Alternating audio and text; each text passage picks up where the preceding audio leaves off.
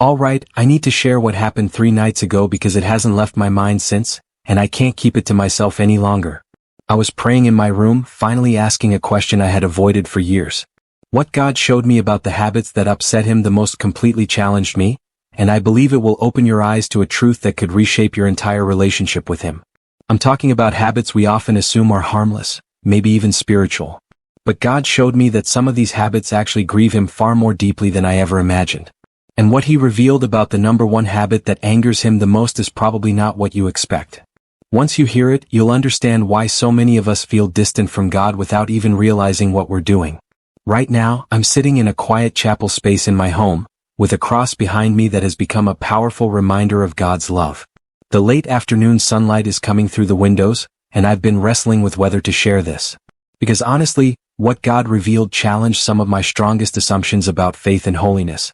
But let me explain how this began, because to understand the weight of what God showed me, you need to hear the question that led to it. It started a few weeks ago while we were filming some intense scenes for The Chosen, Season 6. We had wrapped Season 5 only a couple of months earlier, and now we were deep into production again. One scene in particular required me to portray Jesus confronting religious hypocrisy, and something about it stirred something inside me. As I prepared for the scene, I kept thinking about how Jesus responded to different types of people. I noticed he reacted much more strongly to certain attitudes than to others. That night I couldn't sleep. I kept thinking about the religious leaders Jesus interacted with, and how his harshest words weren't for obvious sinners, but for those convinced they were righteous. It made me ask myself, what if I'm missing something central about what truly grieves God's heart? What if the things I assume please him are actually pushing him away? I started examining my own life with a new level of honesty. Here I was, portraying Jesus on screen and trying to follow him off screen, yet I realized I had never asked God directly. What habits in my life anger you the most? It felt like a risky question, because what if his answer forced me to confront things I didn't want to face? For days the question sat in my chest like a weight. During breaks on set, I caught myself staring into the distance, thinking about how many ways we as Christians might be completely missing God's heart. I thought about the Pharisees, about King David, about Peter denying Jesus, trying to see the pattern of what actually grieved God versus what he showed compassion toward. The more I reflected, the more I realized how little I truly understood about God's emotions. We speak constantly about his love. We talk about mercy and grace. But do we understand what genuinely makes him angry? Do we know the difference between simply disappointing God and truly provoking his anger? I wasn't sure anymore, and that honestly scared me. I remember one night, after a long day of filming, driving home with this heavy sense that God wanted to speak to me specifically about this question. It wasn't an audible voice, but it was strong enough that I pulled over and sat on the side of the road for 20 minutes. His presence felt so real it made my heart race. That's when I knew I couldn't avoid the question anymore.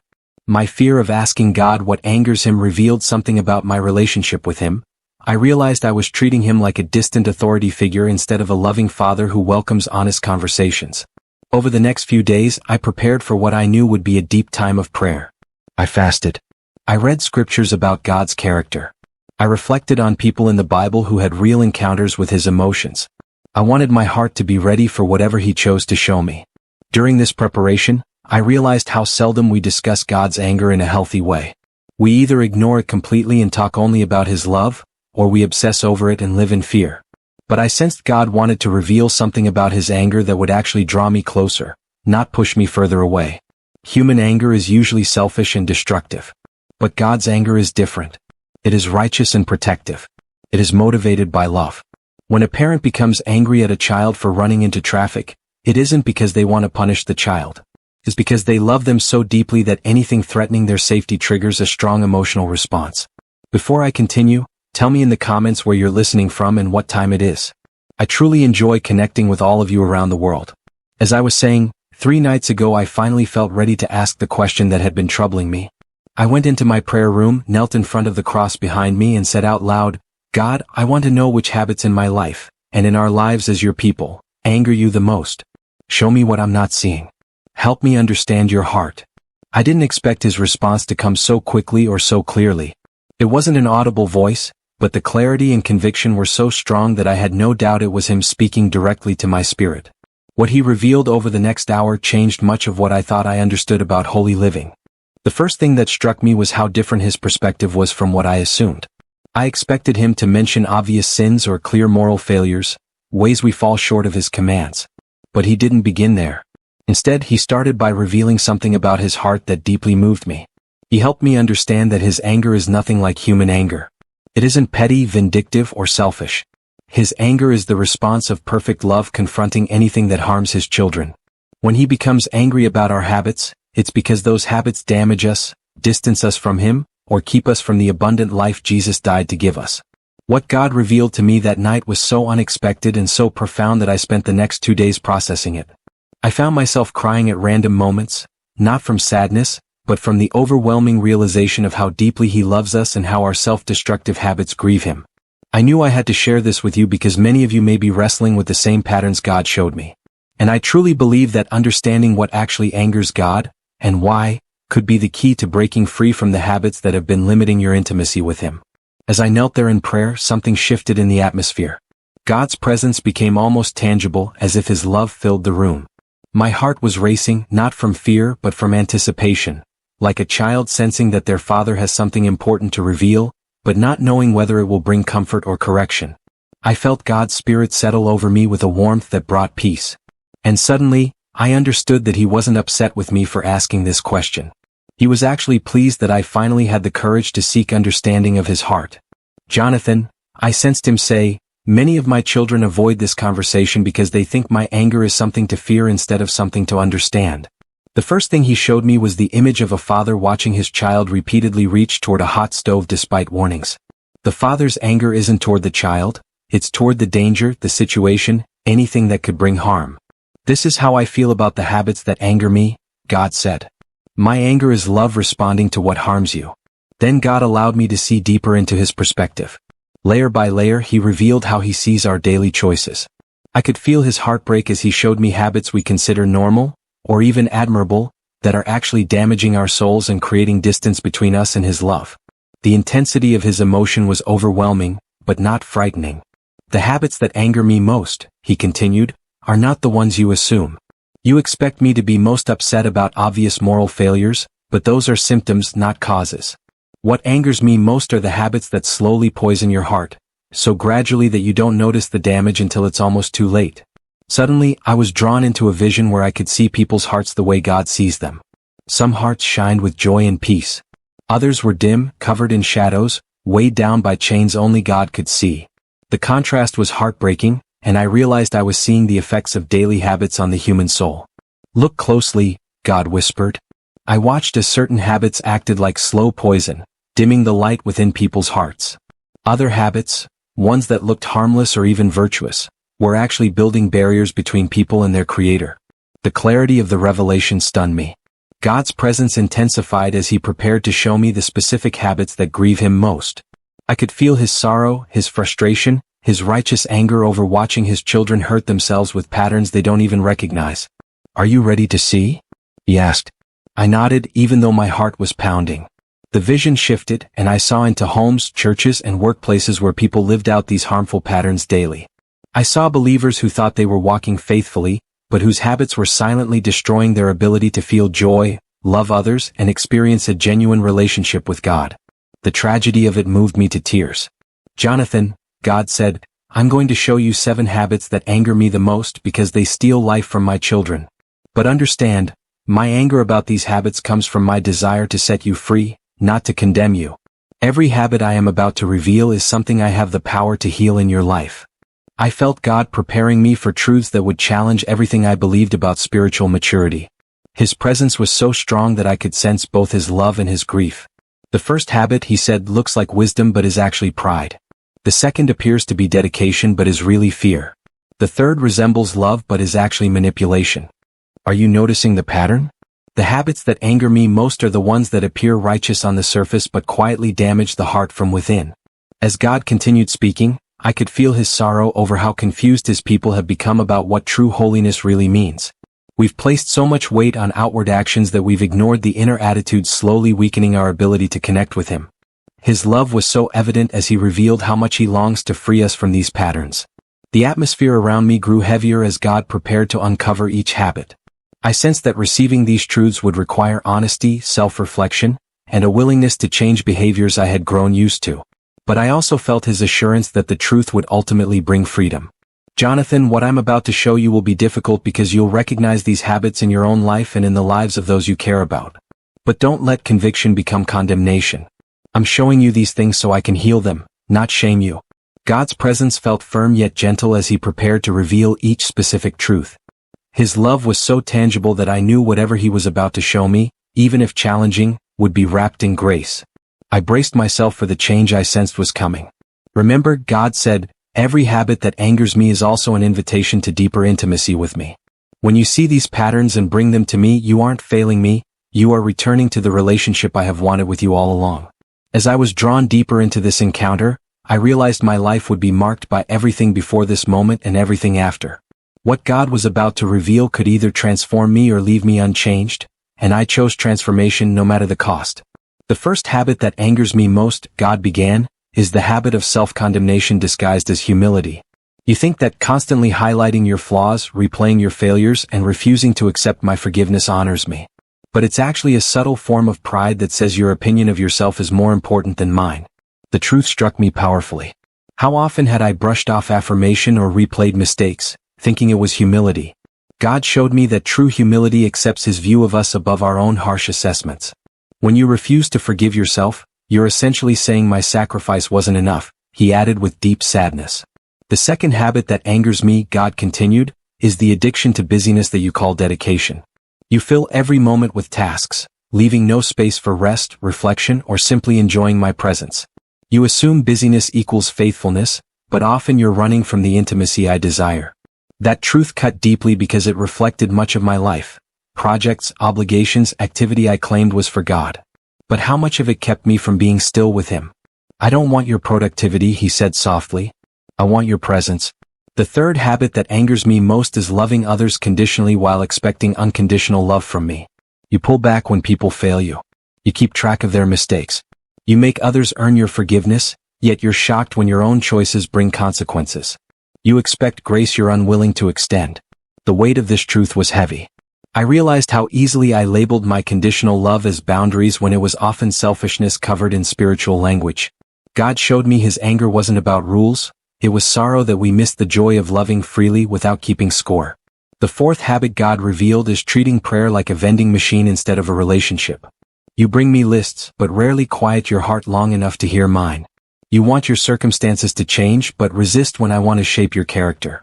I felt a flush of embarrassment as I recognized how transactional my prayers had become. God showed me the difference between speaking with him and speaking at him. I'm not your problem solver, he said gently. I want to be your closest friend, the one you talk to simply because you love me. The fifth habit that angers me is your constant comparison to others. You look at their gifts, opportunities, or blessings and let jealousy and insecurity drain your joy. You miss the unique plan I have for you because you're too focused on someone else's path. This truth struck deep. I saw how often I'd looked sideways instead of looking toward God. His anger wasn't petty, it was the pain of a father watching his child overlook their own beauty because they want someone else's life. You are irreplaceable, he whispered. Stop trying to replace yourself by becoming someone else. The sixth habit that angers me is seeking more validation from people than from me. You adjust your words, your image, even your decisions to earn approval. You've allowed human praise to become a type of God in your life, stealing your peace and authenticity. I felt the Spirit convict me about how much of my life was still influenced by fear of others' opinions. Even in ministry, even in portraying Jesus, how often was I performing instead of loving? When you live for applause from people, God said sadly, you miss the applause of heaven that is already yours. The seventh and most damaging habit that angers me, God said with great intensity, is turning faith into rules and performance instead of relationship and love. You follow commands but ignore my heart. You serve me but you don't enjoy me. This final revelation broke something inside me. I saw how easily my devotion had shifted from loving God to working for God, from valuing his presence to trying to earn approval. His anger wasn't because he needed my affection, but because he knew everything becomes empty when love is no longer the foundation. I want your heart, he said, not your performance. As these 7 truths settled within me, I finally understood something profound about God's nature. His anger is not random or harsh. It is the natural response of perfect love watching his children chase things that destroy them. Every habit that angers him is really a counterfeit of something beautiful he desires to give us. Do you see the pattern? He asked. Every habit that angers me stems from the lie that you must earn love, approval, or worth. But I've already given you all of these freely. When you live as if you must earn what I've already granted, you miss the joy of simply receiving my love. God showed me that behind each harmful habit is a real need that He wants to meet. The need for purpose, love, security, significance. These are good desires, but they become destructive when we try to fulfill them on our own instead of receiving them from Him. The reason these habits trouble me so deeply, God explained, is because they keep you stuck in a cycle of spiritual lack even though I've already made you rich in every way that truly matters. You keep working for what I freely offer. You strain for what I've already completed. You try to earn what I've already given. I felt God's sorrow as He showed me how these habits not only harm us personally but also affect how the world sees us. When my children stay trapped in these patterns, He said, people assume Christianity is just another self-help plan instead of the deep relationship of love it's meant to be. Jonathan, He said directly to me, you've struggled with each of these habits at different times in your life. But notice this, I never loved you less in those seasons. I never took away my blessing or calling.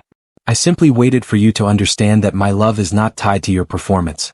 The grace in His voice overwhelmed me. I realized that God's anger about these habits is always accompanied by His steady love and His commitment to our freedom. He doesn't expose these issues to condemn us. He reveals them so He can heal them. The beautiful truth, God continued, is that recognizing these habits is the first step toward breaking free. You don't have to force your way out of these patterns. All you need to do is bring them honestly to me and let my love do what your willpower never could, transform your heart from within. God began showing me what life looks like when these 7 habits lose power. Instead of self-condemnation, there's a healthy confidence grounded in His love. Instead of non-stop activity, there's meaningful rest and joyful work. Instead of conditional love, there is the ability to love freely because we are secure in His unconditional love. When you pray from relationship instead of need, He showed me your conversations become natural and close. When you focus on your own calling rather than comparing yourself to others, you uncover gifts and purposes you didn't know existed. When you seek my approval instead of the approval of others, you experience a peace and confidence that cannot be shaken. And when your faith is fueled by love instead of performance, God said with joy, everything shifts. Obedience becomes effortless instead of forced. Service becomes joy instead of obligation. My presence becomes your greatest delight, not something you feel pressured to earn. I sensed God beginning to give practical wisdom for breaking these habits. The key, He said, is not to focus on stopping the negative behaviors, but on replacing them with responses motivated by love. You can't overcome self-condemnation by trying hard not to judge yourself. You overcome it by learning to accept and trust my love for you. In the same way, He said, you don't overcome busyness by simply scheduling rest. You do it by finding your identity in being my beloved child, not in your accomplishments. When you know who you are in me, you naturally make room for what strengthens that relationship. Remember, God said as the revelation began to close, I'm not showing you these habits to burden you with more things to fix. I'm showing you because I love you too much to let you stay trapped in patterns that steal your joy and distance you from my heart. Each habit is like a chain I want to remove from your life. But the pathway to freedom isn't willpower or self-discipline. It's understanding how deeply I love you and learning to live from that love instead of working for it. When you truly grasp my heart for you, these destructive patterns begin to lose their influence. As God finished revealing these 7 habits, something beautiful started happening inside me. Instead of feeling overwhelmed or condemned by the areas where I had fallen short, I felt covered by a powerful sense of love and acceptance. The pressure I'd carried for years, the pressure to earn God's approval, began to fade. Jonathan, God said with such tenderness that it brought tears to my eyes, do you understand why I wanted you to see these habits? It's not because I'm disappointed in you. It's because I love you so deeply that I can't bear to see you living in patterns that steal the joy I gave my life to offer you. In that moment, I felt something I had never truly felt before, the actual experience of being God's beloved child, not just the idea of it.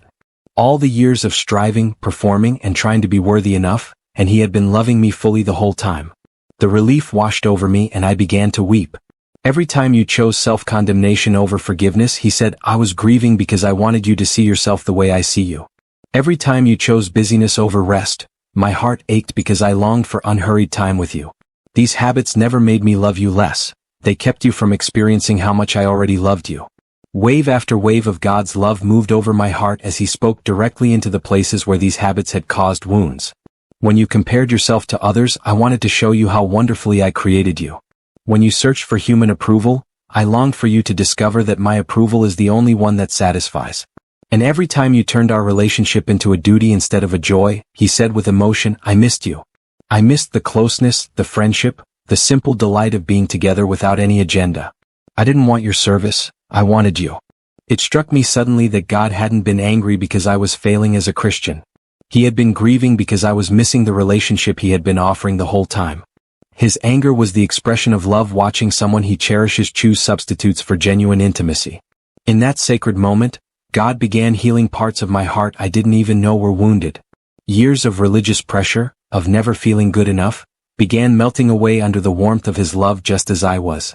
Jonathan, God whispered, I need you to understand something. When I watch you on set portraying my son, when I see your desire to honor me in that role, and when I notice your intention to direct people toward Jesus, my heart fills with pride. Not because you perform flawlessly but because love guides your service. But even more than that, God continued, when I see you wrestling with doubt, when you're honest about your fears, and when you're open about your weaknesses, I treasure those moments even more. That's when our relationship is most genuine. I don't want you to pretend to be perfect. I want you to be real with me. I sensed God speaking into areas of my identity that had been affected by these harmful habits. You are not valuable because you play Jesus on television, he said firmly. You are valuable because you are my child. Your worth doesn't come from your ministry. You are worthy because I created you out of love and for love. The healing I felt was deep and overwhelming. Years of subtle self-rejection, conditional self-acceptance, and performance-based thinking were being replaced with a foundation of unconditional love. It felt like I was meeting myself for the first time, seeing myself through God's perspective instead of my own harsh self-judgment. This is what I want for all my children, God said. I could sense his heart extending that same love to everyone who would ever hear this. I want them to know that my love is not a reward for good behavior. It is the starting point that enables true transformation. I want them to serve me from love, not for love. God showed me specific memories where I had followed these destructive habits. But instead of judgment, I felt his presence in those moments. How he had loved me even when I struggled to love myself. How he pursued me even when I avoided intimacy through busyness and performance. Every time you chose comparison over contentment, I was loving you, he said. Every time you chose people-pleasing over authenticity, I was celebrating who you really are. Every time you turned our relationship into obligation instead of joy, I was waiting for you to remember that I simply wanted to be with you. The realization of his constant, unwavering love throughout all my spiritual struggles was overwhelming. I understood that I had never been alone, never unloved, and never rejected. His love remained steady while everything else in my life changed. Jonathan, God said, this experience is not only for you. I want you to share this message with my people. Many of them are trapped in the same cycles you've experienced. They think they're disappointing me when they're actually missing out on my love. They believe they're failing me when they're really failing to receive what I freely offer. I felt his words as a commissioning, not a pressure to perform but an invitation to share this freedom. Tell them, he said, that I'm not angry at them for having these habits. I'm angry at the habits because they steal from my children what I died to give them: abundant life, perfect love, and unshakable peace. He continued, freedom from these patterns doesn't come from trying harder or being more disciplined. It comes from receiving my love so deeply that these counterfeit sources of worth naturally lose their appeal. When you know you are loved without conditions, you stop working so hard for conditional approval. As this extraordinary encounter began to settle, I felt changed at the core of who I am. Not because I learned new information about what upsets God, but because I finally understood the heart behind his concern. His anger is love in motion, fighting for our freedom, guarding our joy, and refusing to let us remain stuck in patterns that reduce the abundant life he purchased for us. Remember, God said as his presence softened, every habit that angers me is also an opportunity for deeper intimacy with me. When you bring these patterns to me instead of hiding them, when you let me love you through the process rather than trying to fix yourself for my approval, that is when true transformation occurs. When God's presence lifted, I stayed in my prayer space for nearly an hour, processing everything. It felt like layers of religious pressure had been gently removed, leaving me with the simple reality of being God's beloved child. The change was immediate and significant. In the days that followed, I noticed shifts I hadn't even attempted to make. The constant low-level anxiety of trying to earn God's approval disappeared. The urge to stay busy to feel valuable faded. The habit of criticizing myself was replaced with a gentleness that mirrored God's heart toward me. When you fully grasp how deeply you are loved, everything changes. I realize that everything God showed me applies to you as well. As you listen to this, you may recognize these 7 habits in your own life. You might feel convicted about choosing religious performance over relational intimacy. You might see how you've been seeking human approval instead of resting in God's acceptance. That conviction is not condemnation, it is an invitation. God wants you to have the same encounter I experienced. He wants to show you that His anger toward destructive habits flows from His love for you, not disappointment in you. He wants to replace your self-condemnation with His affirmation, your busyness with His rest, and your people-pleasing with the approval you already possess and can never lose. The practical steps are simpler than you think. Start each day remembering that you are already unconditionally loved. When you fall into old patterns, don't judge yourself. Return to the truth of God's heart. Let love, not fear or obligation, be your motivation. Choose relationship over performance, authenticity over image management, and rest over frantic religious activity. Here's the most important truth. You don't need to fix these habits before coming to God. Trying to do so is simply another performance trap. Bring your struggles, patterns, and honest mess to Him. Let Him love you through the process instead of trying to change yourself to earn His love. I want to pray for you because I believe God wants to do in your heart what He did in mine. Father, I pray for every person who recognizes themselves in these 7 habits. I ask that they feel your heart behind your concern, not condemnation, but the fierce love of a father who refuses to let his children remain trapped in patterns that steal their joy. Lord, for those caught in self-condemnation, show them that humility means accepting your view of their worth. Break the chains of self-rejection. Help them see themselves through your eyes filled with love. Replace their inner critic with your voice of affirmation. I pray for those who avoid intimacy with you through constant busyness. Help them understand that you don't want their productivity, you want their presence. Give them the courage to make room for slow, unhurried time with you. Remind them that their value comes from being your children, not from their accomplishments. Father, heal comparison, the exhausting pursuit of human approval, and the religious duty that has replaced the joy of loving you. Replace these destructive patterns with the freedom found in unconditional love. Help them serve you from love, not for love, and let them find validation in your approval alone. Let this message be a turning point in their relationship with you, moving from performance to connection, from earning to accepting, from striving for your love to living from your love. Let them experience the same overwhelming acceptance and affection you showed me. Break every chain that keeps them from the full life you died to give them. And Father, help us remember that your anger toward our harmful habits is really your love fighting for our freedom. Thank you for caring enough to free us from patterns that weaken our joy. Thank you for showing us that true transformation doesn't come from trying harder but from receiving your love more deeply. In Jesus' name, amen. If this message touched your heart, I invite you to subscribe and share your story in the comments. Your experience may be exactly what someone else needs today. You are loved, you are chosen, and you are free.